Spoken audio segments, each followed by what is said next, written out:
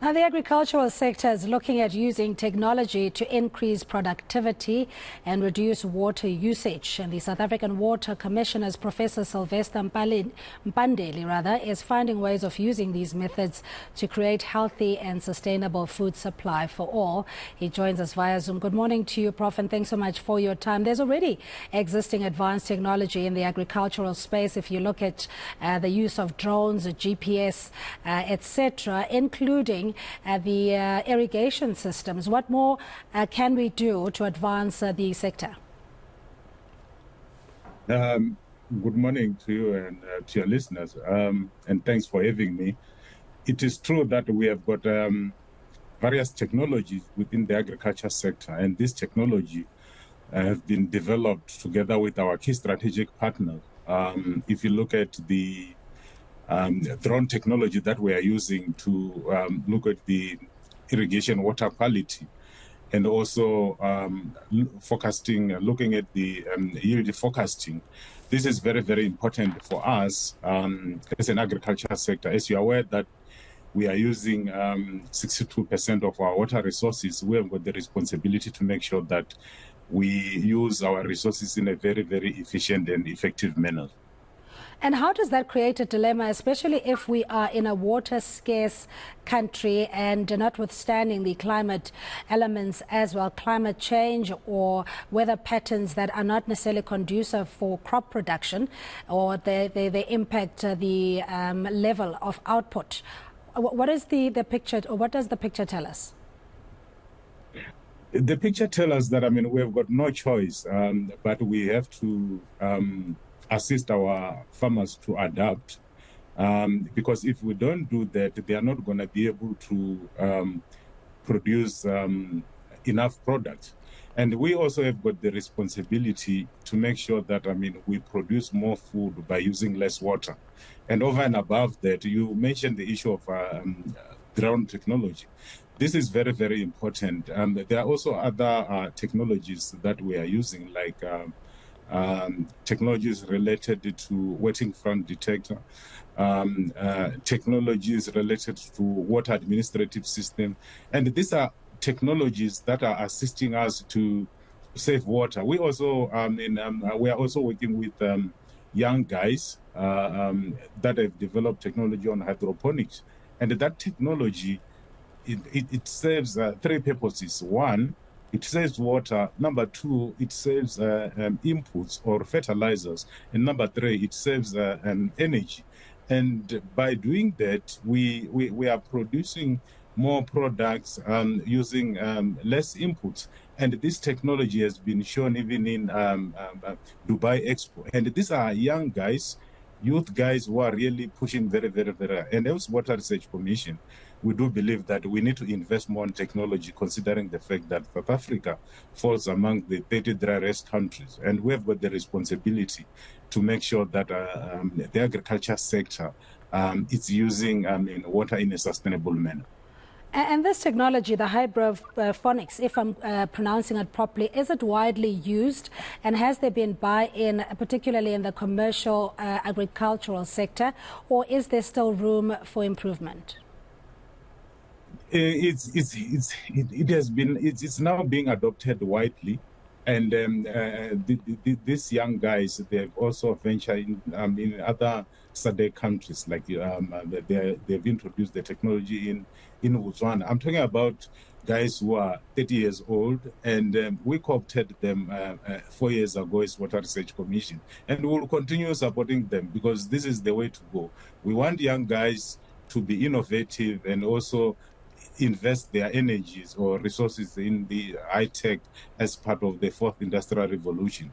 And we do believe that this is the best way, and they are also providing capacity building initiatives among smallholder farmers. So we are satisfied with the way they are managing their activity. They are not the only ones. We are also working with the various commodity groups like apple, avocado, and so on. And we have developed app system to look at water requirements and how farmers are supposed to irrigate when and how.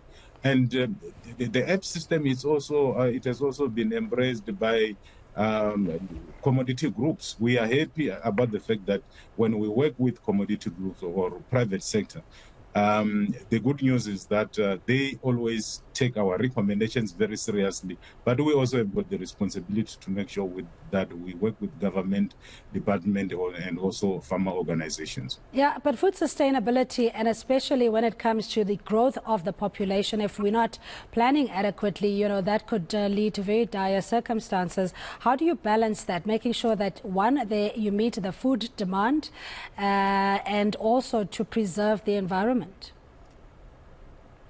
Look, we have adopted, some of the principles from Food and Agriculture Organization, the FAO, which is United Nations agency, to say we need to produce more food by using less water.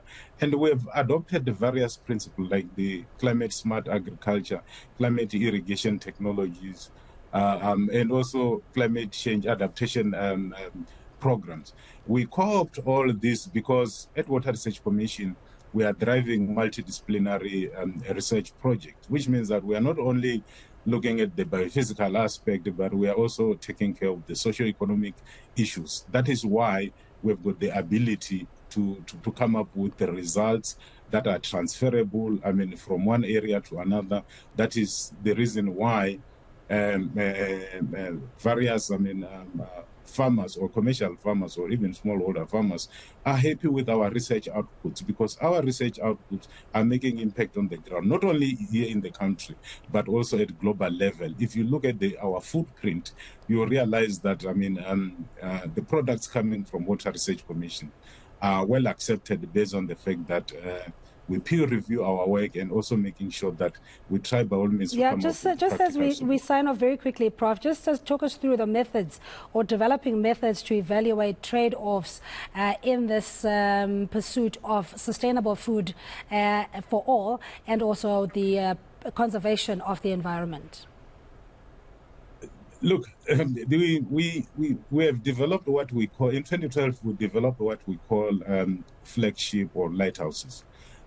Some of those lighthouses include climate change, lighthouses, water, energy, food nexus, which is one of the principles that we are driving to say we need to bring in water, energy, and agriculture sector together and making sure that we look at the trade-offs amongst those three sectors.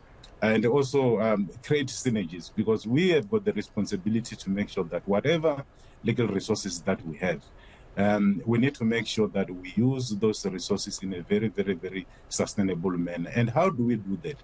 We need to bring in various, sectors together and make sure that we mobilize our resources as a team. We have been running this program with our global partners for the past 11 years. And the response of the feedback is that we are on the right path, and we are pushing very, very hard by making sure that we push especially the conservation agriculture principles, so that at the end of the day, I'm afraid we're out of time, Prof, but we really, really appreciate you and for your insights as well.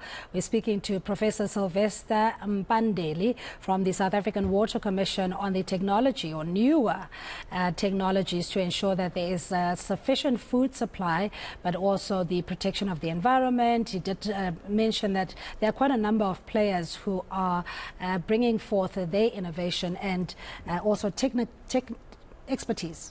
Technical. English expertise.